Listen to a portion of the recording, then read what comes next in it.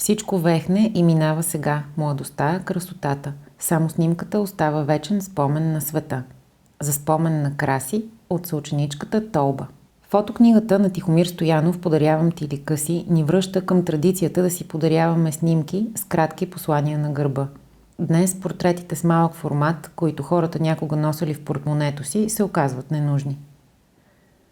Пази копието, докато уважаваш оригинала. За спомен на Краси от приятеля му Божи. Заглавието на книгата препраща към един от най-често използваните изрази в посланията от снимките. Боре, подарявам ти лика си за миг и вечен спомен. От Пепи. Изданието включва 23 портрета, избрани между стотици подобни снимки, подредени хронологично от 1930 до 1991 година.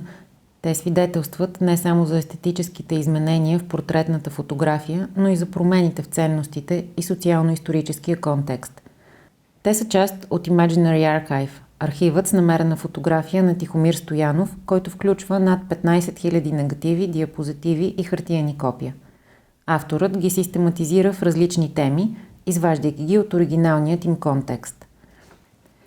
Проектът "Подарявам ти лика си" разглежда забравения ритуал за размяна на снимки с послания на гърба между приятели, роднини, далечни познати и любими, който придобива популярност през втората половина на 20 век като израз на вече установена градска култура. По това време фотоателието е специално място, което се посещава планирано и обмислено. От подбраните в книгата фотографии се вижда почти ритуалната подготовка за снимката, от позата до погледа на портретувания. Очевидно, снимката трябва да пресъздаде не толкова реалния, колкото желания образ. Запомни ме така. Позата, облеклото, изражението, жестовете показват не толкова индивидуалността на човека, колкото моделите за красота, романтика и статут в обществото. Това, разбира се, не прави тези изображения неискрени. Напротив, гледайки ги днес, в съчетание с посвещенията, сме сигурни в наивната искреност на сниманите да бъдат такива, каквито ги е видял обективът. Ликът навярно не те привлича, но знай, че той много те обича. На Славчо от Руми. Текстовете на гърба на тези снимки, написани старателно на ръка, са едновременно банални и трогателни. Често те са адресирани до близък човек, преди пътищата да се разделят. И все пак трябва нещо да остане, дори това да бъде пепелта, защото всичко силно и голямо оставя някаква следа. С много обич за Диди от Вася.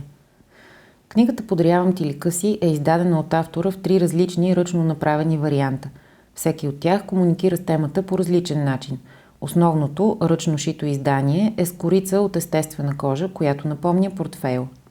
Колекционерското издание включва 23 точни репродукции на оригиналните фотографии от книгата в манистени портмонета, намерени на битака. Любопитното тук е, че достигането на предвидения тираж зависи от броя на намерените портмонета. Третият вариант на книгата е под формата на лепорело в малък формат, близък до размера на оригиналните снимки. В него портретите са разбъркани, а посланията от гърбовете са отпечатани само на стикери, без никакви указания. Авторът ни предизвиква да гадаем за правилното място или да ги залепим до лицето, на което смятаме, че подхождат най-много. Парите се харчат, писмата се късат, но любовта остава до гроб. За спомен на приятеля ми Савчо от Пепи.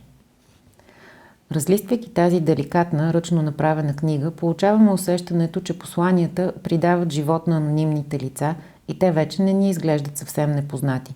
Те са искали да бъдат запомнени и благодарение на това издание тяхното желание е изпълнено. Ако сянката на забравата ме заличи от съзнанието ви, то нека ликът ми заговори кой бях аз. За спомен на Красито от Емил.